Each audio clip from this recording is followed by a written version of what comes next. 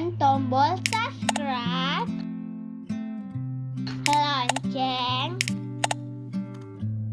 like, and share. Baiklah, hari ini ketemu lagi dengan kakak.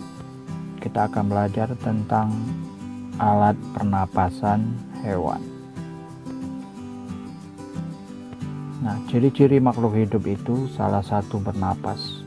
Nah, makanya hari ini kakak akan membahas khusus ciri-ciri makhluk hidup itu, yaitu bernapas.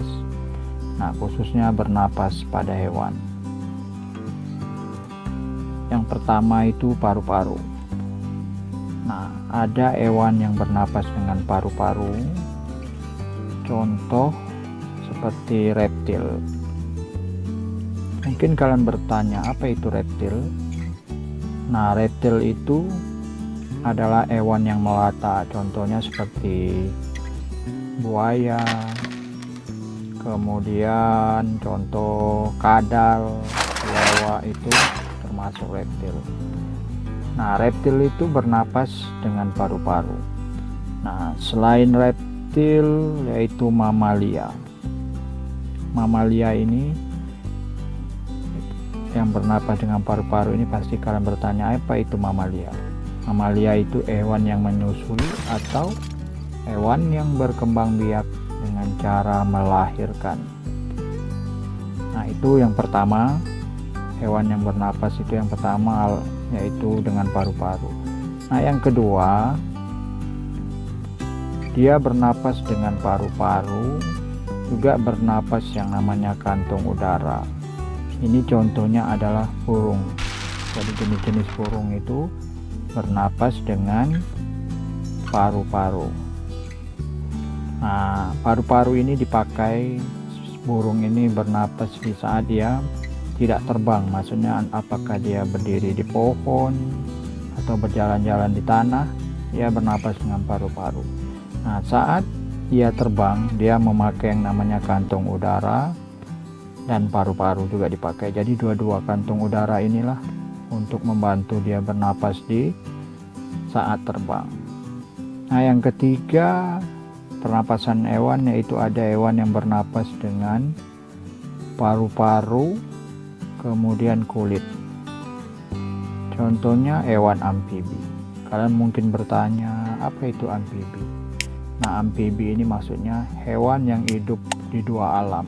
Dia hidup di air dan dia hidup di darat. Air dan darat, itu yang dimaksud dengan hewan amfibi. Nah, contohnya seperti apa? Katak. Katak ini hidup di darat dan hidup di dalam air. Oke, jadi dua. Kalau paru-paru ini apabila dia di atas air atau di darat, katak ini memakai paru-paru. Tapi kalau di dalam air, dia menggunakan kulit. Selanjutnya yang keempat, yaitu hewan bernapas dengan insang. Nah, ini rata-rata hewan yang hidup di air. Contoh ikan. Nah, dia bernapas di dalam air itu menggunakan insang. Yang kelima yaitu trakea. Nah, trakea ini yang bernapas dengan trakea adalah serangga. Contoh serangga, semut, kecoa, capung, lebah, itu bernapas dengan serangga. Nah, yang terakhir, yang keenam, yaitu bernapas dengan kulit. Kulit yaitu cacing. Nah, ini pernapasan hewan. Nah, agar lebih jelasnya akan kakak terangkan lebih rinci tentang pernapasan hewan yang lebih rincinya.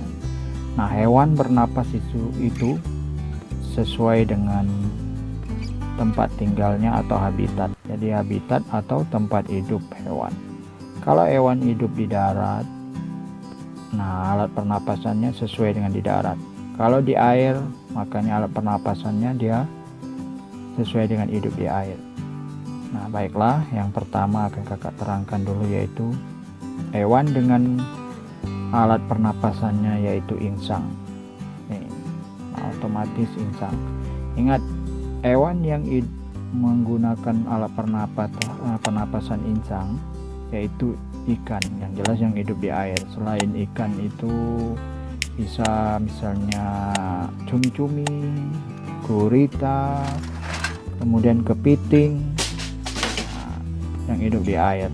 Ingat, yang hidup di air ini baik itu air tawar ataupun air laut, air asin berarti air laut itu, atau air payau. Nah, mereka tetap bernapas dengan menggunakan insang. Nah, ini insang. Ini gambar ikan ini yang merupakan alat pernapasan insang. Insang pada ikan atau pada hewan yang hidup di air, contoh cumi-cumi atau kepiting, itu sama. Jadi insangnya itu ada 3 bagian. Yang pertama itu rigi insang. Ingat, rigi insang ini berfungsi sebagai alat untuk menyaring air agar kotoran tidak masuk ke dalam lembaran insang. Itu fungsinya. Karena kadang air yang di laut atau di air tawar atau air payau itu kadang-kadang kotor. Nah, inilah tugas untuk menyaring dari kotoran air itu agar insangnya tidak kotor, makanya yang namanya rigi insang. Kemudian yang keduanya, yang B-nya ini adalah lembaran insang. Jadi lembaran insang ini berguna menyerap oksigen. Jadi dia berguna menyerap oksigen dari air. Nah, inilah berfungsi mengambil oksigen. Karena semua rata-rata hewan itu bernapas membutuhkan yang namanya oksigen. Semua hewan. Nah, jadi lembaran insang inilah yang mengambil oksigen. Oksigen inilah dimanfaatkan oleh ikan atau hewan-hewan yang di air itu untuk ia bernapas. Nah, yang C-nya adalah lengkung insang. Nah, lengkung insang ini berguna sebagai tempat melekatnya lembaran insang. Jadi insang tempat melekatnya insang, yaitu lengkung insang ini. Nah, itulah 3 bagian yang terdapat pada insang. Nah, seperti apa pernapasan ikan menggunakan insang akan kakak jelaskan. Bahwa di saat bernapas, ikan ini akan memasukkan air melalui mulut. Gambar, perhatikan gambar. Ini air akan dimasukkan melalui mulut, kemudian air dialirkan melalui insang. Nah, di dalam mulut ini dialirkan ke insang. Nah, di dalam insang itulah oksigen kemudian diambil atau diserap. Kemudian sisa pernapasan dikeluarkan bersama air melalui insang. Nah, yang tidak pakai airnya dikeluarkan lewat ini insang. Itu adalah salah satu proses penapasan insang atau penapasan ikan menggunakan insang. Nah, yang kedua itu hewan bernapas dengan paru-paru. Hewan yang bernapas dengan paru-paru yaitu hewan mamalia atau hewan yang menyusui, atau hewan yang berkembang biak dengan cara melahirkan. Contoh misalnya hewan sapi, kemudian kuda, kemudian gajah, kambing, kelelawar, singa, kemudian harimau, macan tutul, banyak lagi. Nah, ternyata tadi kakak jelaskan sebelum paru-paru bahwa hewan yang bernapas di air itu adalah menggunakan insang. Ternyata ada juga hewan yang di air itu yang bukan bernapas dengan insang. Contohnya yang hidup di air itu contoh ikan paus, kemudian lumba-lumba dan pesut. Ini ternyata tidak bernapas dengan insang, melainkan bernapasnya dengan paru-paru. Nah, biasanya hewan tersebut bernapas melalui hidung. Biasanya rata-rata hewan itu melalui hidung. Nah, di dalam hidung itulah nanti dia diteruskan menuju ke paru-paru. Itu dia pernapasan hewan dengan paru-paru. Yang pertama tadi hewan mamalia. Nah, kemudian yang bernapas dengan paru-paru itu yaitu hewan yang dinamakan burung atau apis. Ternyata burung ini dia paru-paru juga dengan pundi-pundi, tapi mayoritasnya adalah paru-paru. Nah, ini adalah paru-parunya yang kakak lingkar ini, alat pernapasan burung yaitu berbentuk paru-paru. Sedangkan yang ini, nah yang kecil-kecil ini 1, 2, 3, 4, ada 5 ini. Nah, ini adalah yang dinamakan dengan pundi-pundi udara. Nah, pundi-pundi udara ini dipakai burung di saat dia terbang. Jadi udaranya dimasukkan di dalam pundi, simpan banyak-banyak. Nanti di saat dia terbang, paru-paru itu tinggal mengambil udaranya di paru-paru, tidak perlu lagi dia menghirup lagi. Nah, itulah keistimewaan burung. Makanya burung di saat terbang itu dia berapapun jarak tempuh, dia akan tahan dan akan kuat. Kenapa? Karena dia bernapas dengan yang namanya pundi-pundi dan paru-paru. Nah, kemudian yang bernapas dengan paru-paru itu yaitu juga hewan yang bernama reptil atau hewan yang reptilia atau hewan yang melata. Nah, jadi proses pernapasannya sama. Ini paru-paru, nanti udara masuk melalui lubang hidung, kemudian melalui batang tenggorokan. Ini dia batang tenggorokan. Nah, nanti menuju ke paru-paru. Itu proses pernapasan dengan menggunakan paru-paru. Contoh reptil atau hewan melata. Nah, hewan reptil ini kalian akan bertanya, contohnya hewan reptil itu seperti biawak, nah kemudian kadal. Nah, yang melata kadal, selain kadal misalnya buaya, itu bernapas dengan paru-paru. Nah, kemudian yang bernapas dengan paru-paru itu yaitu hewan amfibi atau amfibia. Nah, tadi sudah kakak jelaskan, amfibi itu maksudnya adalah hewan yang hidup di dua alam, yaitu dia bisa di darat dan di air. Itu contoh amfibi itu misalnya katak atau salamander. Nah, mereka bernapas dengan paru-paru. Selain paru-paru, ternyata katak atau amfibi, hewan amfibi ini dia juga menggunakan yang namanya kulit. Itu dia. Nah, baiklah, akan kakak jelaskan proses pernapasannya. Inilah proses pernapasan pada hewan amfibi. Nah, katak ini kita contohkan katak. Nah, setelah dia bertelur, dia menetas telurnya, itu namanya berudu. Ingat, berudu ini dia bernapas tidak dengan paru-paru, tapi dia bernapas dengan insang. Jadi dia masih hidup di air.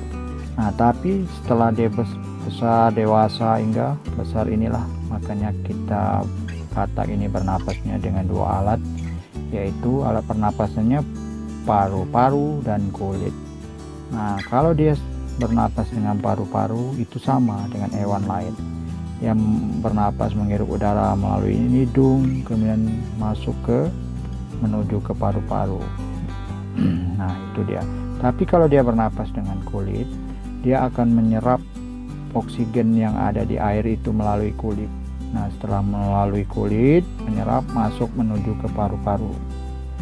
Nah, dia tetap alat utamanya adalah paru-paru. Nah, jadi prosesnya aja, kalau dia di dalam air tidak melalui hidung diambilnya oksigen, tapi melalui kulit baru menuju ke paru-paru. Tapi kalau dia sudah di darat, melalui lewat hidung, udaranya dihirup baru menuju ke paru-paru. Nah, yang ketiga cara pernapasan hewan itu yaitu hewan dengan alat pernapasannya trakea. Nah, hewan yang bernapas dengan trakea ini adalah hewan-hewan yang termasuk serangga. Contoh hewan serangga itu seperti jangkrik, belalang, kupu-kupu, kemudian lebah, kumbang, nyamuk, lalat. Nah, itu bernapas dengan trakea. Nah, apa itu trakea? Trakea itu adalah lubang-lubang halus yang terdapat antara ruas badan serangga. Jadi ruas badannya itu kan kalau kalian lihat ada seperti belalang itu dia berruas-ruas tubuhnya. Nah, itu yang namanya trakea. Nah, jadi udara masuk lewat hidung, nah, nanti akan menuju di trakea ini. Nah, itu pernapasan hewan yang bernapas dengan trakea. Yang keempat, hewan dengan bernapas melalui kulit. Nah, contoh hewan yang bernapas dengan kulit ini adalah cacing. Nah, kenapa kalau kalian lihat cacing itu selalu kulitnya itu basah atau berlendir? Nah, itu salah satu tujuan ia bisa bernapas dengan kulit. Nah, dari dia basah itulah atau berlembab itu supaya bisa mengikat oksigen sehingga oksigen itu masuk ke dalam kulit. Nah, setelah masuk ke kulit baru diproses, nikmatinya oksigen untuk dirinya. Nah, makanya cacing ini selalu hidup di daerah yang tempat lembab dan basah karena tujuannya supaya kulitnya tetap basah sehingga ia bisa bernapas dan bisa menyerap oksigen. Jadi kalau cacing tinggal di tempat kering, tidak ada air, otomatis kulitnya ini akan kering, dia akan mati karena tidak bisa bernapas. Nah, jadi demikianlah materi kita. Alangkah baiknya kakak rangkum dulu apa yang telah kita pelajari tadi, yang dari awal sampai terakhir kakak buat rangkumannya, bahwa apa yang dimaksud dengan bernapas itu adalah menghirup oksigen, oksigen dan mengeluarkan karbon dioksida dan uap air yang dimaksud dengan bernapas. Nah, alat pernapasan hewan itu berbeda-beda sesuai dengan tempat tinggalnya atau habitatnya.